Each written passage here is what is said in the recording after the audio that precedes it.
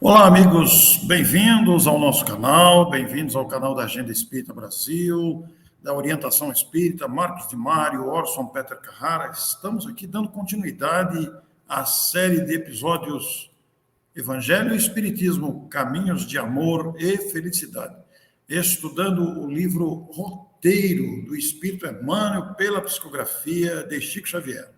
Conosco aqui o amigo, professor, palestrante, escritor Marcos de Mário. Muito obrigado, Orson, pela sua companhia, por estarmos aqui juntos, chegando ao final já desse estudo do livro Roteiro. Prazer estar com você e com os nossos telespectadores. Pois é, Marcos, nossa saudação aos amigos que nos acompanharam. Estamos atingindo hoje o capítulo 39. São 40 capítulos dessa obra que, ao longo desses episódios, com média de 30 minutos, nós comentamos aí numa sequência que você pode encontrar na playlist dos citados canais. Daqui a pouco nós projetamos aqui os canais para você procurar, e é uma satisfação realmente diante da riqueza deste capítulo tão importante também, como todos os demais. Aliás, o livro todo é uma preciosidade.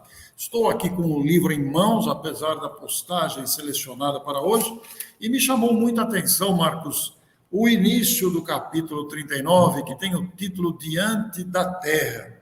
E o Emmanuel começa dizendo que, diante da luta humana, o espírito que amadureceu o raciocínio e despertou o coração sente-se cada vez mais só, mais desajustado e menos compreendido. Estranha sede de harmonia invade-lhe a alma. Por vagas crescentes de renovação, gerações diferentes surgem no caminho, impondo-lhe conflitos sentimentais e lutas acerbas. Habitualmente identifica-se como estrangeiro na esfera da própria família. Que fenômeno interessante esse, Marcos. Conforme vai evoluindo o espírito, ele vai se sentindo meio fora da caixinha no contexto da convivência, né? É verdade, Orson, porque na medida em que ampliamos o nosso conhecimento e o nosso sentimento, nós nos adiantamos perante a lei de evolução.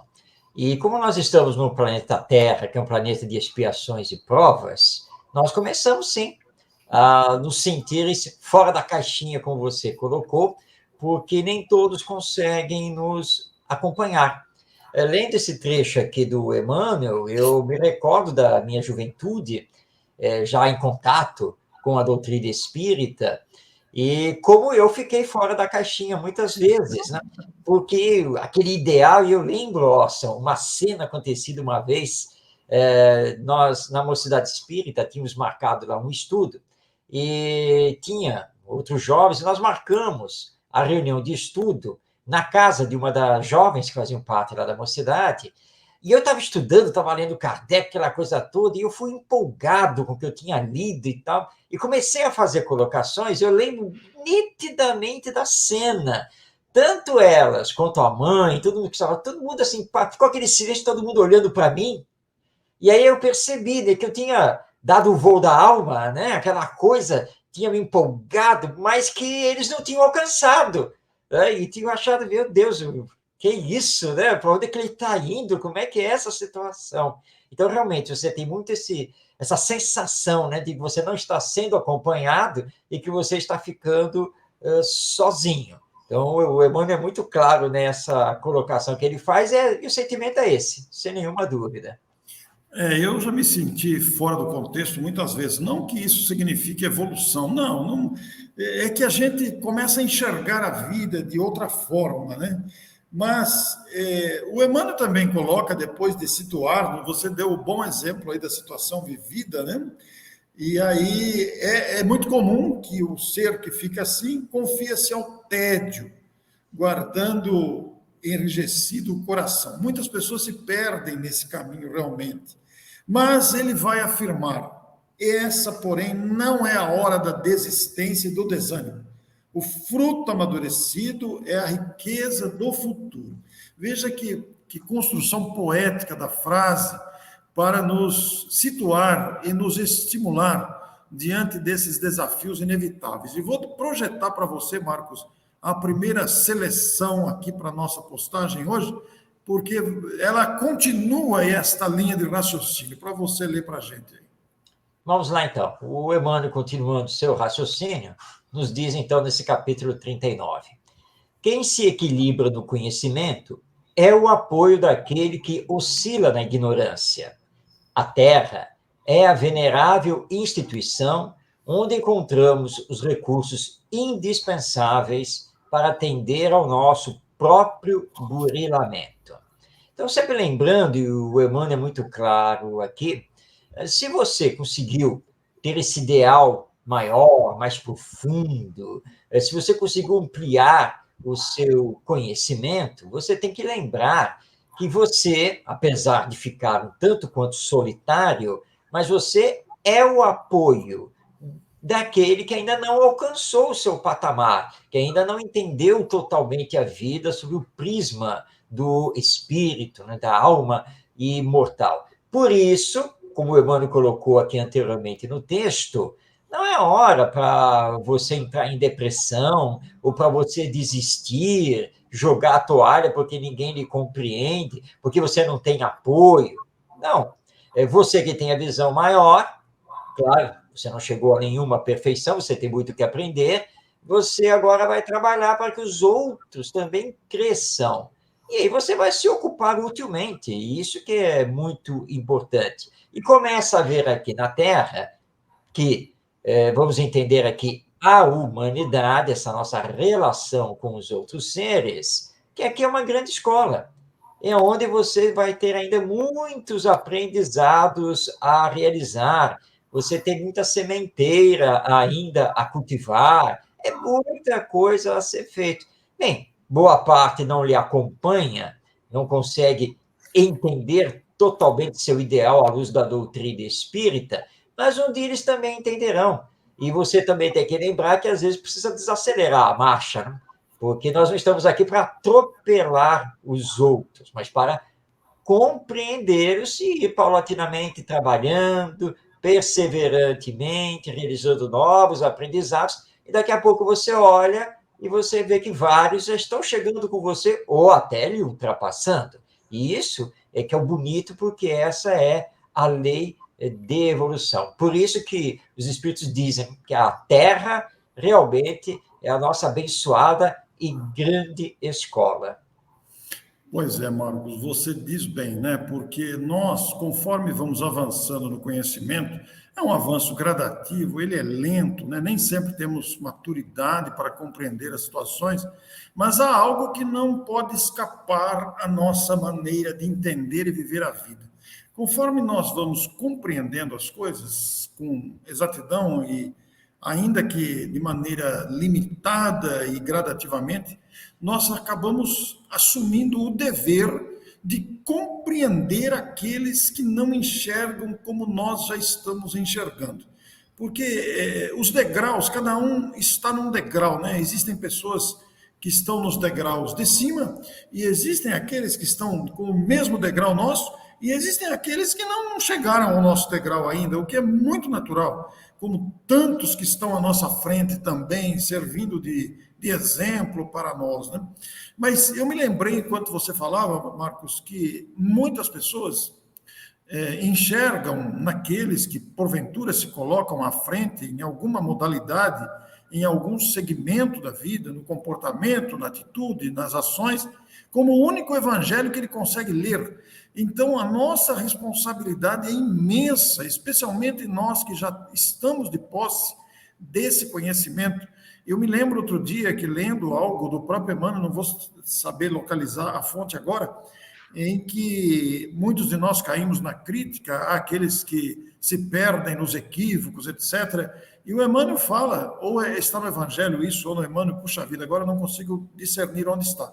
Mas o texto fala que nós somos mais culpados do que eles, porque eles ainda não enxergaram e nós já enxergamos. A nossa noção de justiça, de compreensão das coisas já é mais avançada. E você disse bem também, não podemos atropelar os outros, cada um tem seu ritmo, seu tempo, nessa imensa escola que é a Terra, que abriga tantos aprendizes em classes tão diferentes de estágios de aprendizado. Que coisa magnífica isso, Marcos. É isso aí mesmo, Osso. O educador, e nesse caso nós somos, né, já que estamos Sim. num degrau um pouquinho acima, o educador precisa saber respeitar o tempo de aprendizado de cada um, o ritmo de aprendizado de cada um. Eu faço parte aqui de um grupo de estudo da doutrina espírita, que eu sou coordenador, e às vezes, eu até brinco com todo mundo que faz parte do grupo, porque eles ficam, às vezes, acanhados de fazer perguntas. Ah, eu estou aqui, eu acho que a minha pergunta é muito simplória. Eu falo, não, mas tem que colocar, é assim que nós aprendemos. É dessa maneira. Como coordenador, desde que eu consiga aqui explicar alguma coisa, eu estou aqui justamente para isso, para instigar os pensamentos, para lembrar da literatura, qual é a obra que pode ser lida, onde é que nós vamos aprender melhor isso e aquilo, e você vai aprendendo com cada pessoa, o seu ritmo, o seu jeito, a sua maneira de ser, os seus problemas, as suas dificuldades, a sua inteligência, o seu raciocínio, e assim por diante. Então, é sempre assim, é uma escola.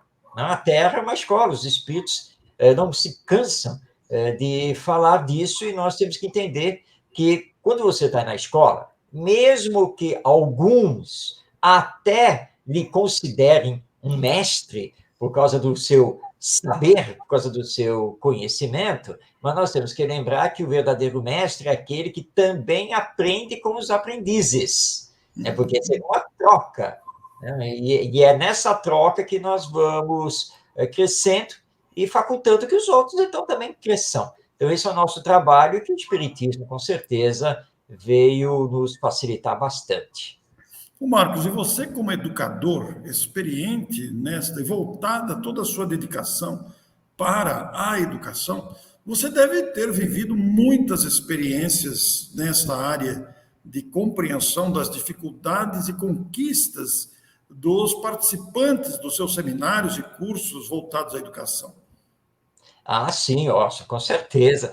E você sabe que cada palestra, cada seminário, cada curso, cada encontro é totalmente diferente do outro, né? Eu tive uma experiência, certa vez, em que eu fui contratado por uma secretaria de educação, e para fazer a mesma palestra, né, de manhã e à tarde, mas para públicos diferentes, porque os professores iriam comparecer no seu contraturno escolar. A palestra da manhã fluiu, que foi uma coisa belíssima, houve uma excelente participação, sabe? Foi uma coisa assim, foi ótimo em todos os sentidos. Aí veio a tarde, tá? Mesmo tema, basicamente a mesma palestra, mas já o público diferente. E aí, ó, a sua experiência foi completamente outra, porque foi um público mais arredio, sabe, que não teve muita participação, e foi uma coisa assim. Mas você tem que compreender, as pessoas são diferentes, tá? Cada um tem a sua capacidade, tem o seu ritmo, e vai por aí afora, né? Mas você aprende com isso, e não fica abalado. Não, tudo bem, é assim mesmo. Tem aqueles que, né, como se diz, o antigo ditado popular, né? Tem aqueles, né, que ouvem por um ouvido e deixam sair pelo outro, não captam absolutamente nada, pelo menos aparentemente. Aqueles que são muito críticos e se pegam com qualquer palavra sua, com qualquer citação. Então, aqueles que elogiam demais também, né, e lhe endeusam, e vai por aí afora, né? Então, realmente são muitas experiências. Agora, de todas elas, você sempre tem que tirar aprendizados úteis para Sim. tentar me melhorar, né, e prosseguir nesse trabalho, e saber que, bem, e aí? O que ficou da sua palestra? O que ficou do curso que você fez lá no Centro Espírita, que você fez lá na escola? Bem, aí eu entrego a Deus. Eu sempre digo, se bem que tem gente que não concorda com essa minha fala, que eu estou aqui na Terra, eu sou um semeador. Não estou muito preocupado em colher.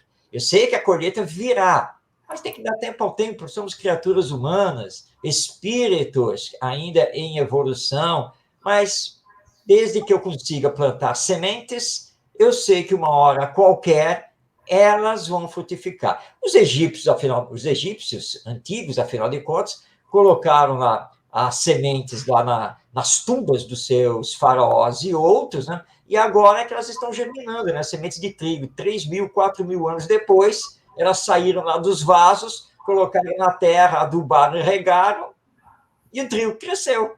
Então, vamos ter paciência que as coisas vão acontecer. Pois é, e apenas para concluir essa experiência, tem uma diferença muito grande de manhã e tarde, né, Marcos? Porque a tarde dá sono, né? Pois o almoço é mais difícil. Pois é, você que está chegando agora, que porventura tenha conectado neste momento, nós estamos aqui no capítulo 39 do livro Roteiro, episódio número 40, porque a semana que vem nós vamos encerrar essa série e falar do capítulo 40 no episódio 41.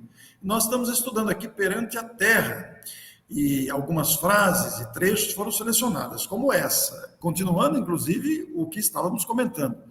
O mundo, por mais áspero, representará para o nosso espírito a escola de perfeição, cujos instrumentos corretivos bendiremos um dia.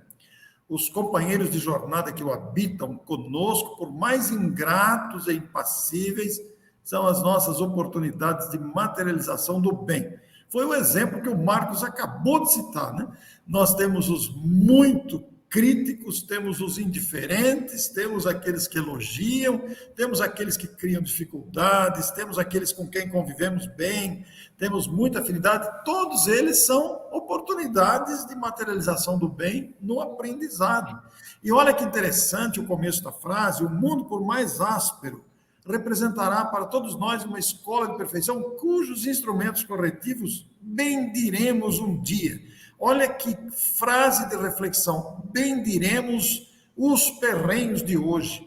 Nós estamos vendo uma série de circunstâncias dolorosas, desafiadoras, mas que nos ensinarão a viver, Marcos. É isso aí, Orson, é isso mesmo. E nós temos que aprender a ter esse olhar histórico. Olhar para trás também, tudo que nós já passamos, que o nosso Brasil como nação passou, o mundo, né? E aí olharmos para o hoje, agora com o olhar de futuro, né? Porque nós temos que olhar isso. É claro que hoje talvez você não compreenda exatamente os porquês das situações que estão lhe atingindo, mas temos que lembrar que somos espíritos reencarnados, já tivemos outras existências, e nós temos causas que estão ocultas a nós, porque são causas acontecidas nessas outras existências que repercutem agora como consequências para esta nossa vida. Embora eu não saiba exatamente os porquês, eu entendo que Deus é bom e justo.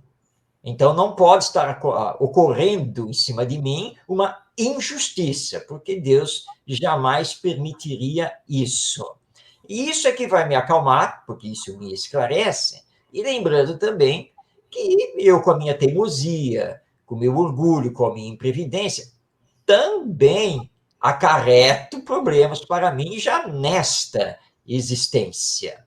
Então, você soma tudo isso e você, bom, é verdade, né? Estamos aqui para aprender, não é mesmo? Então, eu não posso exigir que os outros me compreendam totalmente, que os outros sempre me apoiem. Não posso fazer esse tipo de exigência, porque nem eu consigo fazer isso para com eles. E todos nós temos defeitos. Todos nós, porque somos espíritos ainda imperfeitos. Não dá para cobrar a perfeição dos outros. Mas você pode trabalhar com todos, cada um no seu degrau, né? Cada um na sua situação. Exatamente como Jesus fez com os 12 discípulos. Eles eram totalmente diferentes entre si.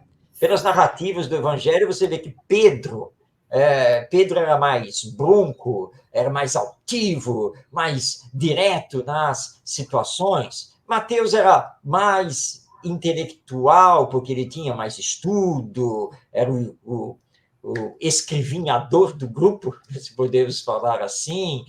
João era mais afetivo, era mais amoroso, tinha mais sentimento, mas Jesus soube trabalhar com os 12, e tirando de cada um deles o melhor que cada um podia dar. E assim ele fez, e é assim que nós temos que fazer com cada pessoa que vai, então, convivendo conosco.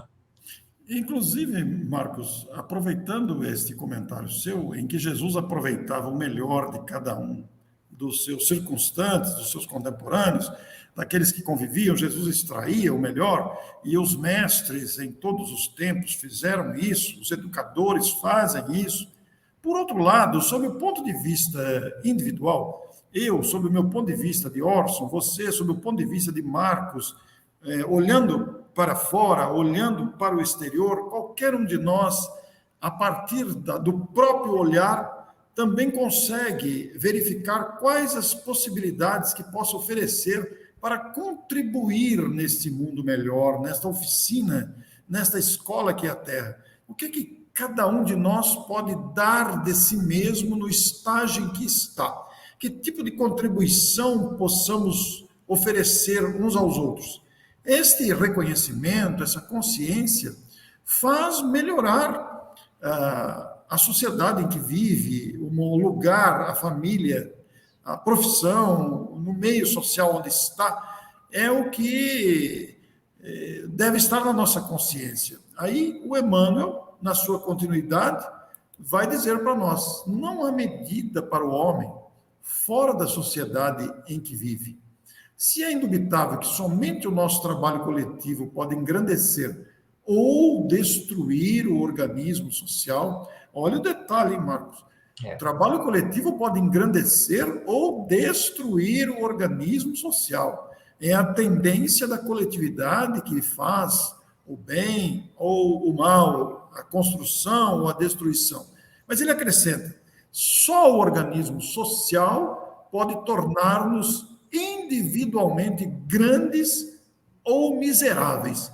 Marcos, que interpretação nesse final de frase? Eu vou deixar para você como educador aí. Pois é, Orson, sabe que recentemente assisti um filme muito interessante, que, aliás, o título do filme é O Homem Bom, e ele pode ser encontrado aí no streaming e assim por diante.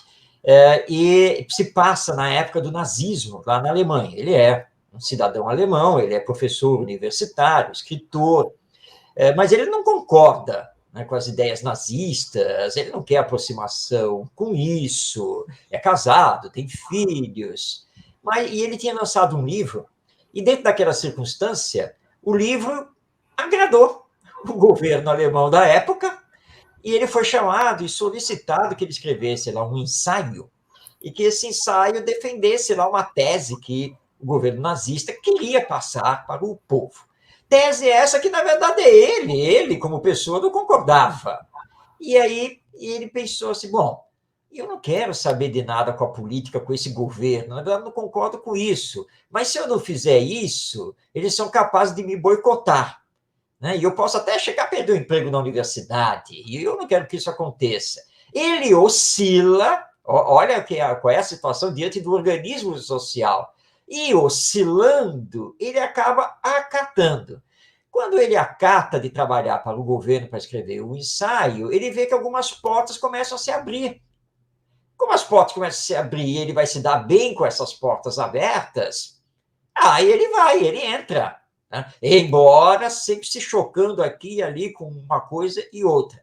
Até que no final do filme ele conhece um campo de concentração dos judeus. E ali, então, aí ele percebe o que ele tinha feito, que ele tinha se entregue ao organismo social. E diante desse organismo social, ele podia perfeitamente ser classificado como um miserável. Porque ele tinha aceito aquilo, quando, no fundo, ele devia ter lutado contra. Nós somos dependentes do organismo social, mas, ao mesmo tempo, somos os transformadores dele dentro do campo moral. O espírita, o cristão de uma forma geral, tem que agir dentro da ética, da honestidade, da solidariedade, e não se deixar levar pelas circunstâncias do momento, por ganhos que possam lhe acontecer, mas que, na verdade, vão lhe prejudicar como vão prejudicar os outros. Por isso, né, que nós entendemos que ao espírita é lícito, sim, participar da política, mas desde que ele não se deixe levar pela política de partido, que já é uma outra história. Ele tem que estar na política da consciência reta, na política de defender sempre a verdade e o bem maior para a coletividade. Então, se você recebe influência do organismo social, ao mesmo tempo, você é influenciador dele para transformá-lo. Marcos do Mário, que desafio você coloca nesse quase final do nosso episódio, porque veja só, você falando isso me lembra a apreciação feita por Lázaro lá no Evangelho segundo o Espiritismo, o dever. Porque Lázaro vai dizer que o dever é muito difícil de ser cumprido, porque normalmente somos seduzidos pelas paixões e pelos interesses egoístas. E aí, Marcos, surge a doutrina espírita com toda a sua exuberância, como você ressaltou as virtudes da solidariedade, da empatia, da caridade, do amor, da renúncia, porque a doutrina espírita vem mostrar esse caminho. E o Emmanuel, aqui, quase concluindo o capítulo, vai dizer: o espiritismo, sob a luz do cristianismo, vem ao mundo para acordar-nos. Eis o detalhe. A Terra é o nosso temporário domicílio. Temporário, a gente acha que é definitivo. A humanidade é a nossa família real. Todos estamos destinados por Deus à gloriosa destinação. Marcos, quanta gente não percebe essa grandeza, quanta gente desconhece essa informação e ficam nos debates infindáveis de agressividade, de posse, de domínio, seduzidos pelas paixões diversas. É verdade, Orson, é verdade. E me chama bem a atenção, logo esse início, no Espiritismo, sob a luz do cristianismo. Isso é muito importante. O Espiritismo vem reviver em espírito e verdade o Evangelho, os ensinos morais do nosso Mestre Jesus. E, portanto, vem nos acordar, depois de séculos adormecidos, porque nós vilipendiamos o Evangelho, né? Nós o adaptamos aos nossos interesses mundanos e lutamos pelas coisas aqui da Terra, quando, na verdade, como diz aí o Emmanuel, que ele só está aí nos recordando, nós estamos aqui de passagem, porque essa não é a verdadeira vida. E é uma ilusão isso, porque mesmo que você consiga viver até os 90 anos, até os 100 anos, vai chegar uma hora da sua velhice que você não vai poder usufruir de mais nada, né, de todas as coisas materiais. Você vai ter que retornar ao mundo espiritual pelas portas da morte. E aí? Porque se você apenas acumulou bens materiais, você não tem praticamente nada para apresentar nesse retorno ao mundo espiritual. E o Emmanuel é muito claro. Nós temos uma gloriosa destinação, que é sermos espíritos puros, perfeitos. Então, entendamos que estamos aqui na Terra para aprender a nos amar, a fazer o bem e realizar a nossa transformação moral para a transformação moral da humanidade. Essa expressão gloriosa destinação, ela é muito oportuna, muito importante, desconhecida, desconsiderada, mas é a realidade que nos aguarda. E aí o Emmanuel encerra aqui com chave de ouro o seu capítulo, né? Referindo-se à frase de Jesus: das ovelhas que o Pai me confiou, nenhuma se perderá. Portanto, nada de desânimo, nada de entregas a lamentações e outros costumes que só nos diminuem. Somos potencialmente capazes, potencialmente bons. Nós temos que conquistar e desenvolver essa potencialidade que está dentro de nós. Marcos, agora nós vamos para o último capítulo. Na próxima semana, vamos encerrar a série aqui com o capítulo Ante o Infinito, capítulo 40, episódio 41. Você gostaria de algo a acrescentar aí? Eu acredito, acho que conseguimos hoje fazer uma boa abordagem, né? E que nós não temos que ficar nos queixando do nosso planeta, nem da nossa humanidade. É a nossa escola. Todos estamos aqui para aprender e, nesse aprendizado, conquistarmos um dia a felicidade. Vamos em frente. Muito bem, amigos, a nossa gratidão a vocês todos e estejamos juntos para o próximo episódio, o último dessa série Caminhos de Amor e Felicidade, Evangelho e Espiritismo. Caminhos de Amor e Felicidade. Semana que vem, a gente conclui o livro Roteiro com o capítulo 40, Ante o Infinito. Muito obrigado e até lá. Fiquem bem.